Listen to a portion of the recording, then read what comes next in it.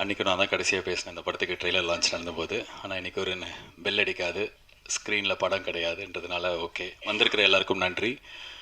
And எங்கள் team ஸ்டேஜில் இருக்கிற எல்லாருக்கும் தேங்க்யூ இன்றைக்கி ப்ரெசென்ட் ஆனதுக்கு. ஏன்னா நிறைய பேர் அன்றைக்கி ட்ரெய்லர் லான்ச்சில் வர முடியல, ஷூட்டிங் இருந்தது.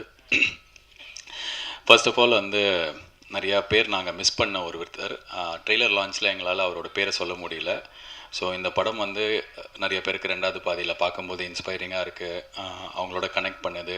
எங்கள் வாழ்க்கையில் இப்படி ஒருத்தர் வரமாட்டாரா அப்படின்னு எங்கே வச்சுதுன்னா அது காரணம் அரவிந்த் சாமி சார். அரவிந்த் சாமி சார், தேங்க்யூ ஸோ மச் எங்களுக்காக இந்த ரோல் நீங்கள் பண்ணதுக்கு.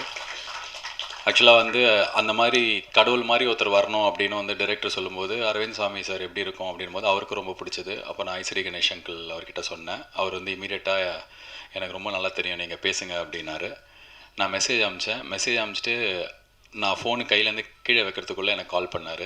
கால் பண்ணிவிட்டு இமீடியட்லி சைடு ஓகே அதை பண்ணுறதுக்கு. அண்ட் அவர் அந்த இடத்துல வந்தது ரொம்ப பெரிய டிஃப்ரென்ஸ் இந்த படத்துக்கு. ஸோ தேங்க்யூ அரவிந்த் சாமி சார். இப்போ தான் முதல் வாட்டி உங்கள் பேரை சொல்லி, ஏன்னா வெளியில் எங்கேயுமே நான் நடித்து சொல்லக்கூடாதுன்னு சொல்லியிருந்தார். ஸோ அவருக்கு எங்களோட நன்றி. அண்ட் நார்மலாக இந்த சக்ஸஸ் மீட் இப்போ நான் ஒவ்வொருத்தராக ஸ்டேஜில் இருக்கிறவங்களுக்கு தேங்க்ஸ்ன்னு சொல்லிட்டு ஏற்கனவே ஒரு ஃபங்க்ஷன் நாங்கள் பண்ணிட்டோம். அதே விஷயத்தை இங்கே பண்ணும்போது பொறுமை இழந்துருவாங்க பார்க்குறவங்களும்.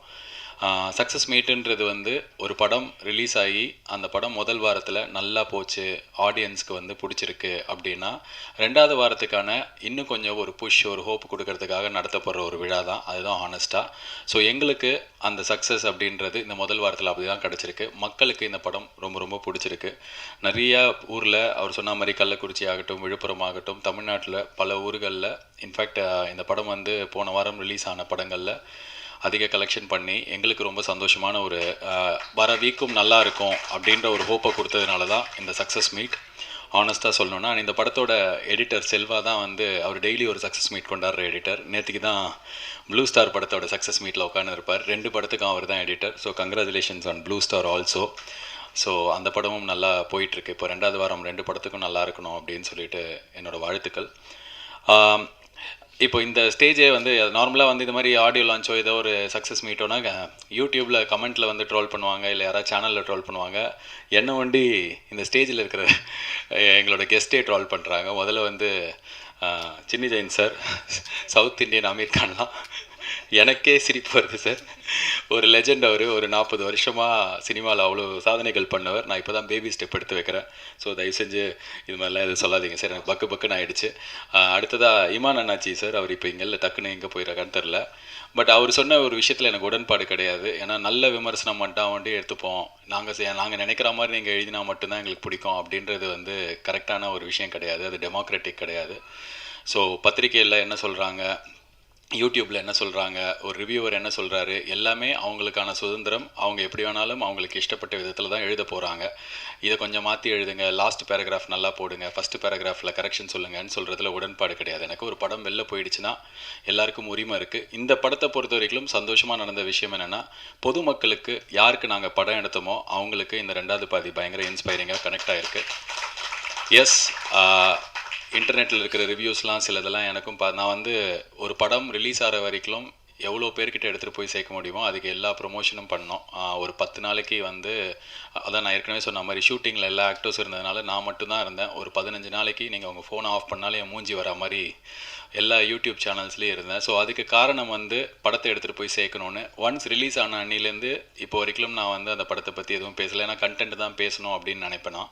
ஸோ இந்த படம் நிறையா மக்களோட கனெக்ட் ஆகிருக்கு. ஃபஸ்ட் வீக் எங்களுக்கு ரொம்ப சிறப்பாக இருக்குது. ஒவ்வொரு நாளும் கலெக்ஷன் சொல்லும்போதும் ஒரு ஹோப் கிடச்சிருக்கு. நல்லா பரவாயில்ல, எல்லாருக்கும் பிடிச்சிருக்கு அப்படின்னு சொல்லிட்டு ஒரு நம்பிக்கை இருக்குது. ஸோ இந்த 2வது வாரம் முதல் வாரத்துக்கு ஈக்குவலாக அதோட பெட்டராக இருக்கணும் அப்படின்றதுக்கு உங்கள் எல்லாரோட சப்போர்ட்டும் தேவை. எல்லாருக்கும் நன்றி. அண்ட் கோகுல் சார், ரொம்ப ஒரு பெரிய ப்ராசஸ் உங்களுக்கும் எனக்கும் நம்ம ஆரம்பித்து இவ்வளோ தூரம் வந்திருக்கோம் அப்படின்னா அதுக்கு I'm very happy. As an actor எனக்கு இன்னும் கொஞ்சம் பெட்டர் கான்ஃபிடென்ஸ் கிடச்சிருக்கு இந்த படத்தில்.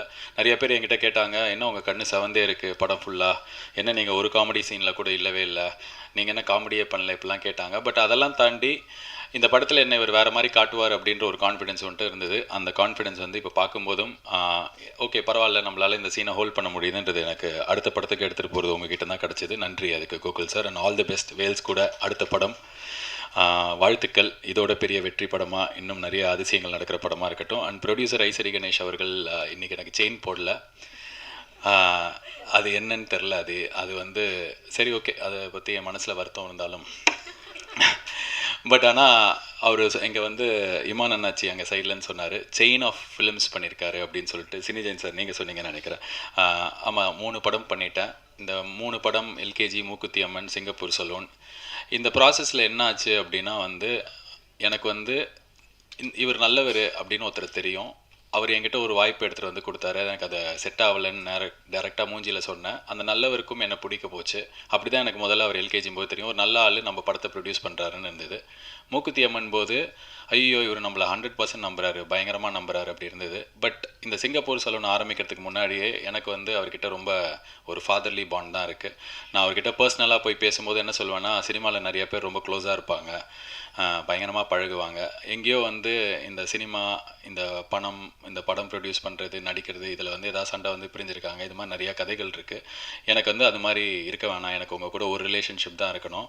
அதனால் வந்து இந்த வேலைன்றது நமக்குள்ளே இருக்க வேணான்ற அளவுக்கு ரொம்ப ரொம்ப நெருங்கிய ஒரு உறவு இருக்கிற, எனக்கு நல்லது நடக்கணும்னு நினைக்கிற ஒரு மனிதர் ஐசரி கணேஷ். அந்த மனிதரை நான் சம்பாதிச்சிருக்கேன். ஸோ எதுக்காகவும் வந்து எனக்கு அதை விட்டு கொடுக்க வேணான்றதுனாலே நான் அவருக்கு பண்ணுற படங்களை பார்த்து 100% எனக்கு இது கண்டிப்பாக பண்ணணும் அப்படின்னு தான் நான் வருவேன்னு சொல்லியிருக்கேன். ஸோ அந்த உரிமையும் அந்த சுதந்திரமும் எனக்கு கொடுத்ததுக்கு ரொம்ப நன்றி. அண்டு செயினில் 3 தான் முடிஞ்சிருக்கு. இன்னும் என் செயினில் வந்து நான் எல்கேஜி 2, மூக்குத்தி அம்மன் 2ன்ற மாதிரி என் படங்கள்லேயே நான் வந்து எழுதி எனக்கு நிறைய ஐடியாஸ் இருக்குது. உங்ககிட்ட தான் நான் பண்ணுவேன் அதை. பட் இப்போதைக்கு அந்த செயின் வந்து கோகுல் கழுத்துக்கு போயிருக்கிறதுனால அவருக்கு என்னோடய வாழ்த்துக்கள். கொஞ்ச நாள் அந்த செயின் இல்லாமல் நான் தனியாக கையில் யாராவது காப்பு போடுவாங்களான்னு பார்த்து வெயிட் பண்ணுறேன். ஃபைனலி ஒரே ஒரு விஷயந்தான். இல்லை, அதுதான் அந்த செயின் இப்போதைக்கு போட்டிங்க, இப்போ மழுப்பக்கூடாது நீங்கள். ஸோ சீக்கிரமே வேறு காப்புகள். கலைப்புலி தானு சார் ரொம்ப நாளாக கூப்பிட்டு இருந்தீங்க. ஹியர் ஐ கம் படி.